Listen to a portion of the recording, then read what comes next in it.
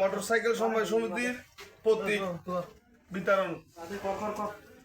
সভাপতি পদে হাসান গাজী পাইছে চেয়ার মার্কা। তারপর মোহাম্মদ হারুন সাথী, জাহিদুল ইসলাম মোবাইল, মোহাম্মদ শফিক আনারস।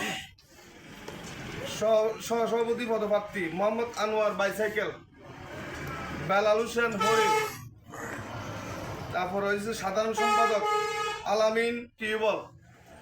তারপরে আব্দুল কাদের দেওয়ালগড়ি। তারপরে এসপ্রো চাকমা টেবিল। তারপর আসছে যে সাংগঠনিক সম্পাদক এস এম রাজীব মাছ, ইলিশ মাছ, এস এম রাজীব ইলিশ মাছ, শহীদুল ইসলাম ফুটবল। তারপর যুগ্ম সম্পাদক পদে খায়রুল ইসলাম কলসি, করণ বিকাশ ত্রিপুরা হারিকেল। কর্কমোহন ত্রিপুরা কোষাধ্যক্ষ কর্কমোহন ত্রিপুরা খেজুর গাছ, সাবের আহমেদ মই। এই হলো আজকের প্রতীক বিতরণ কর্মসূচি। এখন আবার এবার